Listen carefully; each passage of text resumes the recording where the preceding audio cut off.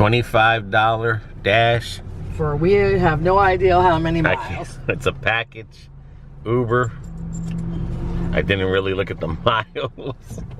But well, if it takes us to Arbondale, I don't want to hear you complaining. I can't complain. The number got me. Yep, sure did. Every time. But today we're going to talk about when you think you're having a bad day dashing, and then at the end of the day, you find out you had a pretty good day. Yep. Monday, we thought we had a crappy day. Yeah.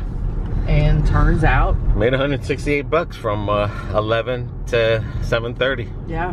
So we actually did pretty good. Yeah, if it wasn't for Uber with a lot of the $10 ones. And I got a feeling today's going to be an Uber day too. But we can't get into Doordash because again the schedule. Scheduling is getting saturated with. Yeah, it's a lot of new Doordashers out there. Yep. So they are scheduling. But you know, you got to catch it early. You got to catch it early. But yeah, just don't get frustrated when you think, because that's what's bad about the tips coming in late, because a lot of our tips were bigger than what they were in Uber. They gave us more, but sometimes it gets you down. You just sitting there the whole day thinking like, man, and then at the end of the night, you gotta hang in there, because yeah. And I start getting frustrated when I start aching, and I feel like I'm just sitting and I'm. Well, it just feels like, you know, the $10 for 5 miles, and you're just like, oh my gosh, DoorDash is not on. You know, you think you have to rely on DoorDash, especially in this small market. You have to rely on DoorDash, but the thing is, not always. You got to hang in there, because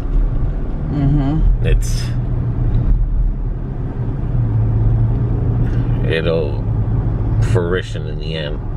We'll see again about today if in a quarter-mile, turn left on Odom if everything Road. will turn good. Yeah. But like I said, we're starting off with a $25 run, so let's see what this package is. Turn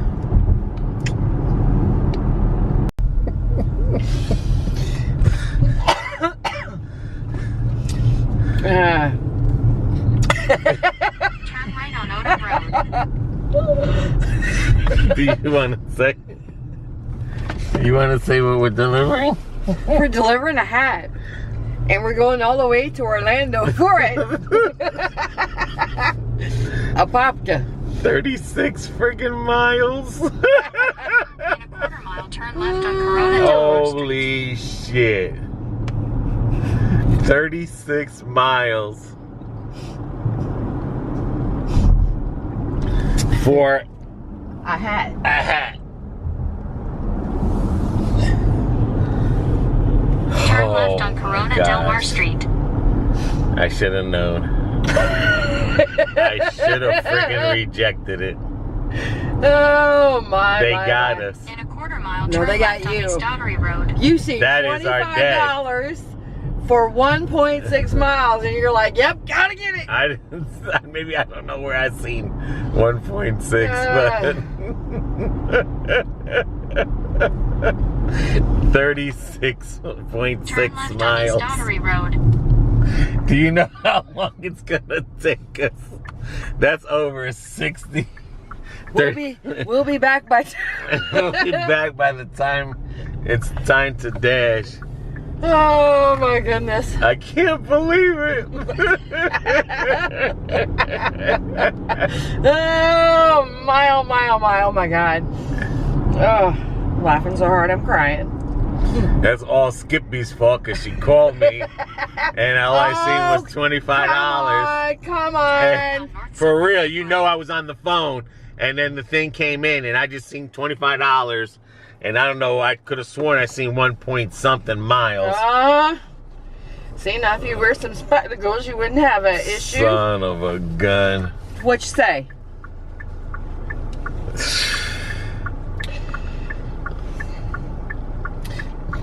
Man. I guess that's going to teach you to pay attention, even if you're on the phone. Teach me not to say yes to anything $25. So, and for those who don't know, this is the I-4 corridor to Orlando. Total will be 72 miles round trip for 25 bucks. Now we're stuck in traffic, and it's 12:02 again. The infamous Champions Gate, where they just keep building and building and building. Look at that coming back. Jeez Louise. Well, like I said, by the time we get back, Lakeland.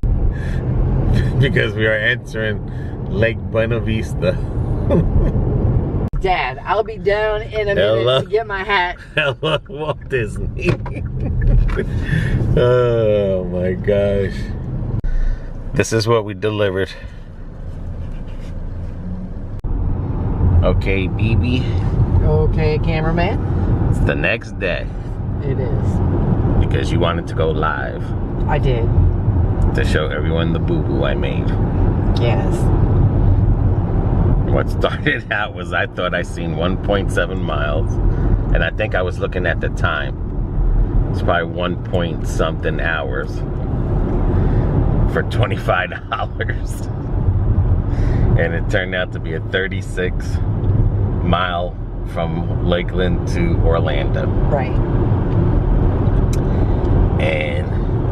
But in your defense, though, that 1.7,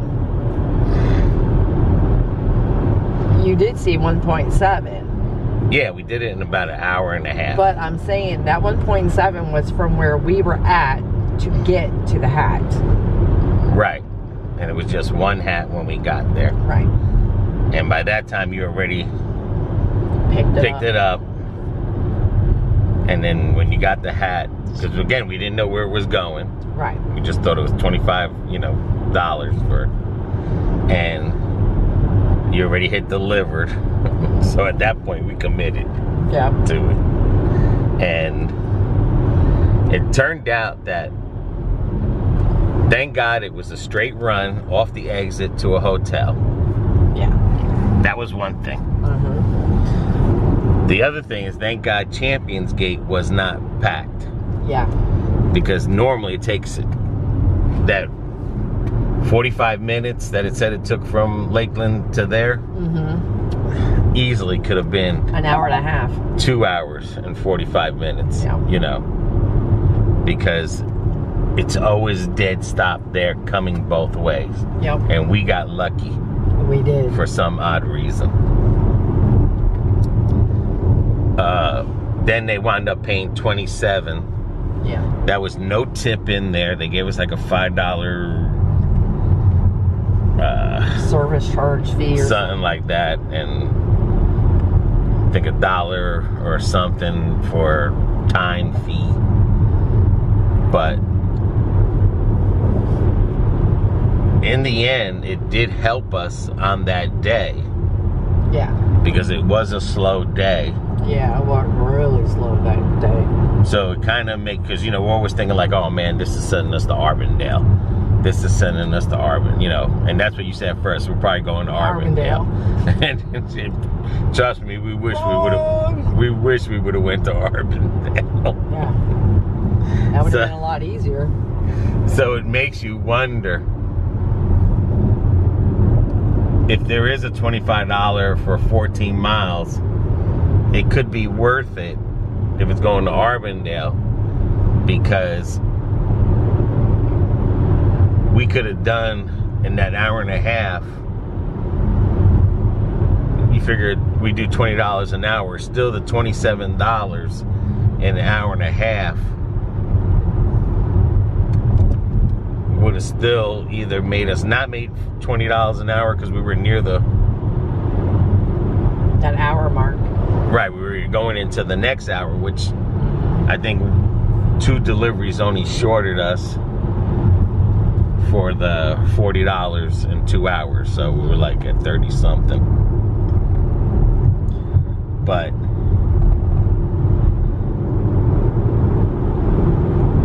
for anyone out there, if it's really that slow, I would take it. I'd say if we did see an Arbondale for $25, we'd probably take it, because that day was so slow. And the other thing is, we didn't have DoorDash, did not want to let us in. Nope. So even if you're at 77%, DoorDash is not going to let you in no more at 77. It's oversaturated. And that's why they're not letting you in, because it's oversaturated. Yeah. I mean, you'd have to be the top dasher in the 90% to get what you want. As far as getting, they'll let you in and they'll still give you the top priorities. But yeah, that was one crazy ride. But it wasn't a bad one. I mean, it could have wound up being really bad, but it wasn't. Yeah. So. Yeah, we got lucky on that one. Because you know, when you hear Orlando, that could be anywhere. And once you start getting down those side streets in Orlando, man, you could be there for a long I said, I was thinking, like, once we were in Orlando, I was like, forget about DoorDash and let's just go do a YouTube video out there, because at that point, again, you had the Disney traffic, depending how far that would have went, and we got lucky because it was right before the SeaWorld exit. And like I said, that all turned out good just for a baseball cap. Yeah. Just for a baseball cap. And even the guy said to you when you picked it up, was like, oh, you're going to deliver this to Orlando? Like, even he was surprised. Yeah. So. Yeah. So imagine how much that cost him to deliver a used baseball cap from Lakeland to Orlando. Yeah. So if we got 25, I can just imagine what he actually paid. Right. Well, again, in the end, it was 27 and change. So, but that was for a package. Yeah. Per se. So let us know if you guys happen to accidentally hit something, and by the time you already said delivered, you know, you took it and then you're like, oh man, I didn't know. You're thinking, oh, what have I done? I was going 36 miles. Because that's one of those that any DoorDasher would say don't take. That's not worth it, because in the end it was like 72 total round trip. Yeah, miles. Yeah, forget about going 5 miles out, trying to come 5 miles back. Or 14 miles out, coming 14 miles back to your hotspot. Literally, you were going 36 miles out. Got that right. Other than there was 2 dashes from Uber that came in that weren't that bad, but still would have took us further out away from where we were, because there was like a $8 one for 5 miles, but like I said, that definitely was just the whole day in general was just a crazy day.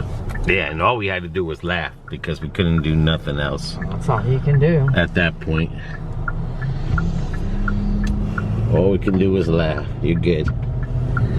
But definitely let us know you guys experienced that. Like I said, now it makes us think, like, you know, especially if we can't get into DoorDash. Yeah, I mean, you gotta stop and think, because if you can't get into DoorDash and Uber's the only thing paying, well, you gotta do something. Yeah. I mean, and with DoorDash being so saturated right now, which we already know that so many people have been laid off, people are picking that up to try to make money to pay bills. So, I mean, it might be rough for a bit. And us being in a small market, you know, versus a big market, Yeah. it's harder to get in now, the Dash now. And that's what we're experiencing, is that it's getting harder to get into the Dash now of Doordash, even at 77%.